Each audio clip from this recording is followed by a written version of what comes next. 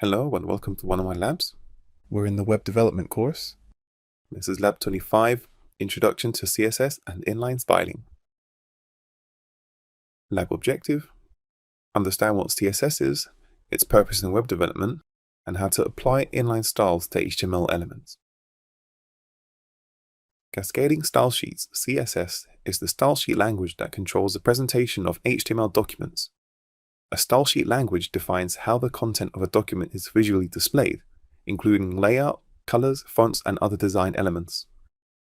Common CSS properties: color sets color of the text, font size determines text size, background color defines element background color. CSS uses property value pairs, that is, the property name followed by a colon and ending with a semicolon. Example: color blue sets text color to blue.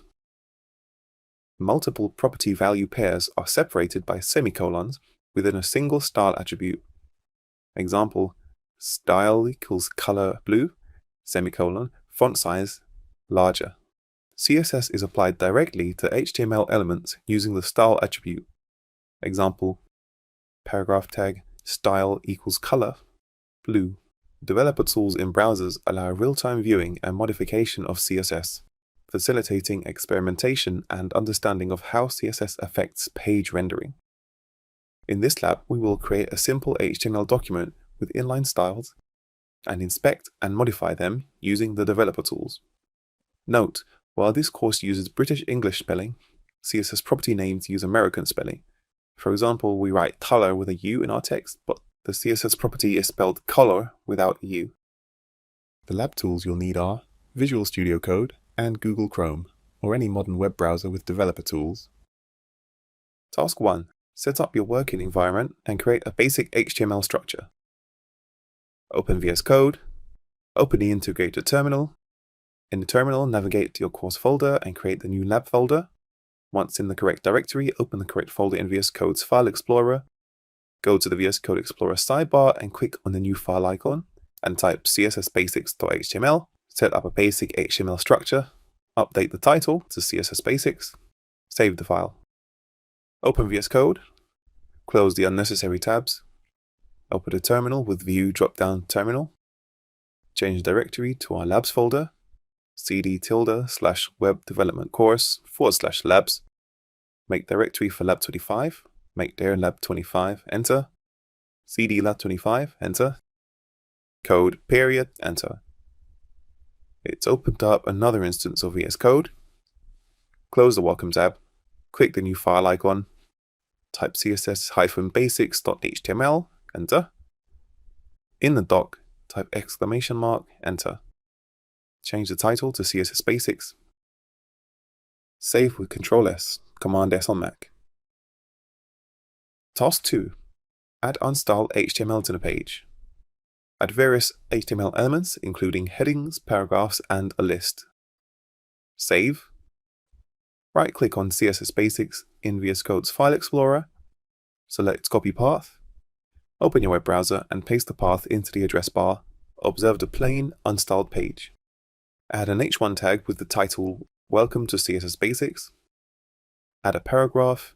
This is my first stylized paragraph. Add a second paragraph. This is my second stylized paragraph. Add a third paragraph. This is my third stylized paragraph. Save the file with Ctrl+S, Command+S on Mac. Right-click on CSS Basics in the Explorer. Select Copy Path.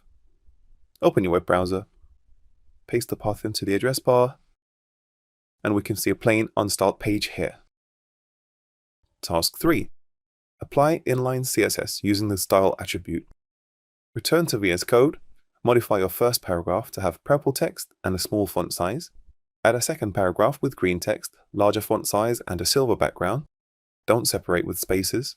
Create a third paragraph with blue text, an even larger font size, and a light yellow background. Save the file. Refresh your browser. Observe the effects on the paragraph text. Back to VS Code. Modify the first paragraph to use inline CSS. Add a space after P. Style equals speech marks.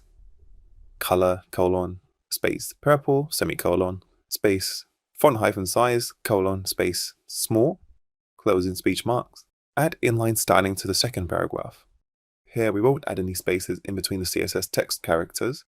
We'll see that it's not necessary to add spaces around the colons and semicolons, but they can make it easier to read the CSS code.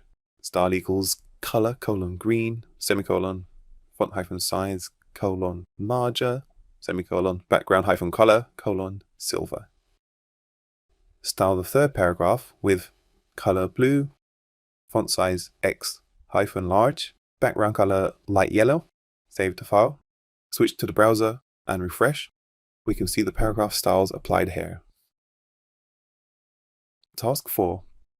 Inspect inline styles with developer tools. Right-click on each paragraph and select Inspect. Observe how the inline styles affect the appearance of each paragraph differently. In the Styles pane, observe how the inline styles are displayed and note the other built-in browser styles. Okay, right-click on the first paragraph in the browser. Select Inspect. In the top box is the Elements pane, showing us the live unrendered HTML representation of the website on the left, and in the bottom box is a Styles pane, showing us the CSS rules that have been applied to the element. When we hover the cursor over each HTML element, the browser gives us a highlight showing the location of the element on the page. We can see the inline styles in our selected first paragraph element being shown at the top of the Styles pane here under element.style. The two CSS rules have been separated out, making it easier for us to see them. Also note that there are some other styles applied to the element that we did not add. These display block, margin block start, etc. are the browser default HTML styles. Let's inspect the second paragraph. The three styles have been separated out in the Styles pane. And we also see it for the third paragraph element. Task 5. Modify styles in real time. Try changing values, like colors or font sizes, to see immediate updates in the browser. Try modifying the values to see immediate changes. Refresh the browser, note the changes have been removed. In our Elements pane, select the first paragraph, double-click on the Style attribute. Now it is editable. Change font size small to font size large. See it has updated the element CSS rule in the Styles pane. Select the font size's value and clear it with backspace. Now the browser has given us a list of the possible named values to choose from. Press the down arrow on your keyboard to preview each of these values on the rendered website on the left. I'll settle on extra large. Select the second paragraph in the Elements pane. Change the text color of the second paragraph from green to orange. Adjust the font size to 10 pixels, 10 px, enter. That's quite small. Select the font size value again.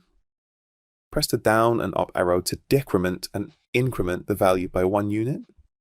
Pixels are the unit currently. Hold down Shift and press the up or down arrows to increment in steps of 10.